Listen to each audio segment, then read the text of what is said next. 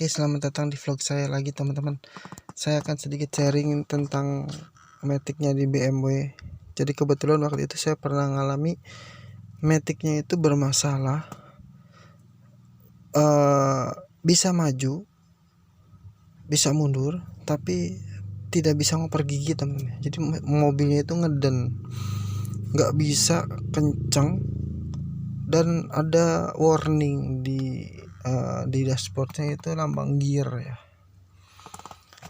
Nah, setelah saya telusuri kejadian itu, setelah saya pernah mengecek ini teman-teman, apa namanya, sensor oli di karter mesin ya. Jadi waktu itu sensor oli yang di karter mesin itu short teman-teman ya. Jadi konslet ya.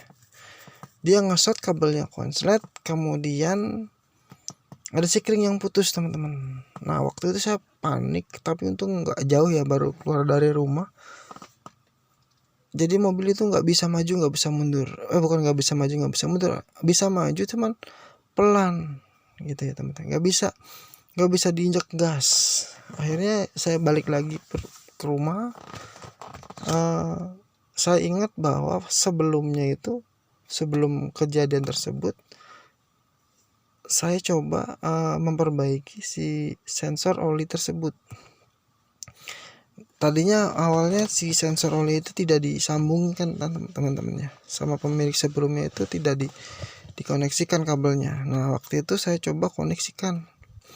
Nah ternyata setelah dikoneksikan itu nggak taunya nge-short teman-teman ya. Jadi emang si sensor olinya itu udah nge-short.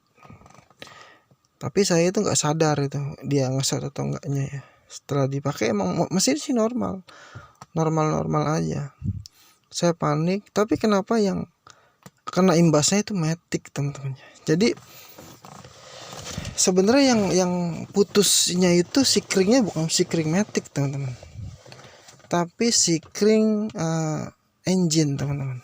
Nah kenapa matic jadi kena imbasnya? Nah jadi di yang namanya mobil matic itu kan sinkronisasi antara tenaga mesin dan matic, antara ECU dan EGS ya.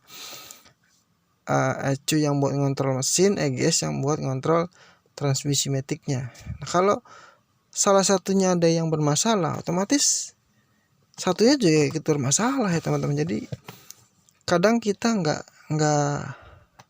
nggak harus ngejas misalkan maticnya masalah, enggak, periksa dulu mesinnya bermasalah apa enggak. Kalau mesinnya bermasalah, otomatis si maticnya juga ikutan jadi bermasalah. Nah singkat cerita, saya balik lagi nih teman-teman, karena panik balik lagi ke rumah. Hal yang saya lakukan adalah ngecek sikring teman-teman.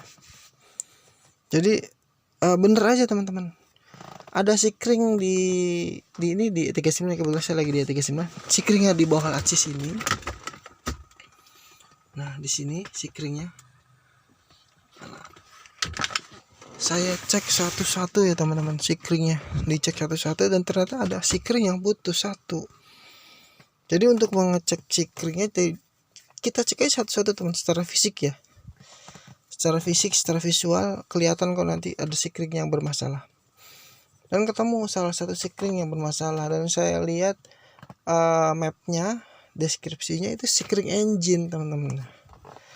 Jadi ya tadi, karena engine-nya bermasalah, otomatis sistem proteksi untuk maticnya juga ikut terganggu. Jadi diproteksi sama ECU dan EGS ya, supaya mobil itu tidak bisa melaju. Itu bagus sih, security ya teman-teman. Jadi artinya nggak bisa mobil itu berjalan, matic itu berjalan kalau mesinnya terganggu. Jadinya otomatis diproteksi ya teman-teman.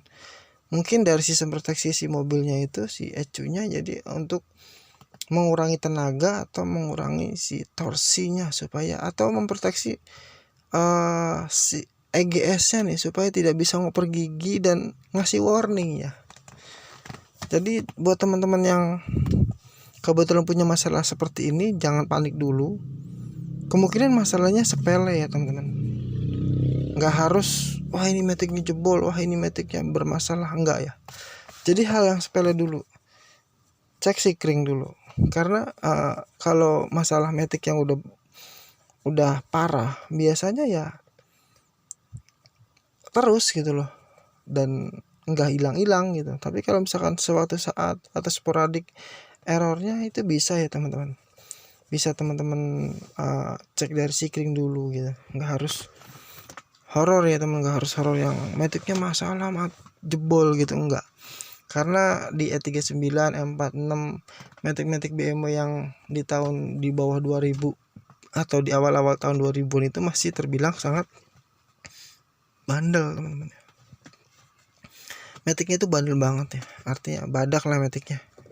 Dikasih oli, nggak harus punya ZF atau oli-oli yang asli BMW pun dia mau, oli metik mau itu ya.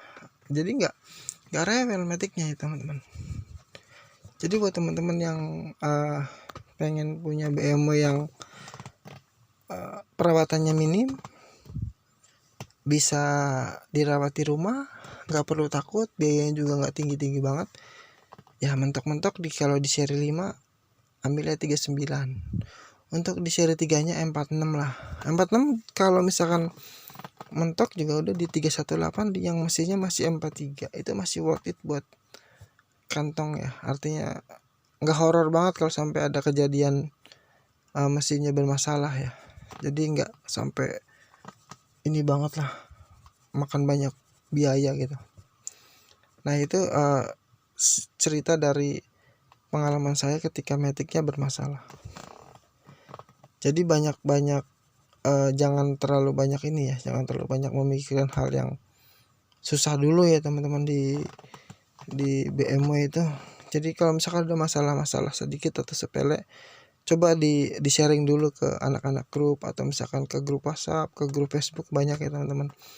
Kita cari solusinya dulu sebelum misalkan kita harus mengejas masalahnya ya, yang susah-susah. Jadi oke, itu aja yang bisa saya sharing. Jadi bila teman-teman punya hal yang serupa atau permasalahan yang sama, bisa ikuti cara saya, atau punya teman-teman yang punya pengalaman yang berbeda, boleh deh komentarin di bawah, nanti coba saya review masalah yang seperti apa, bisa saya coba carikan solusinya ya teman-teman. Jadi barangkali yang ada yang punya masalah yang beda atau punya problem yang lain, silahkan komen-komen di bawah, nanti coba saya bantu untuk cari solusinya. Oke, terima kasih udah menonton sampai menit ini.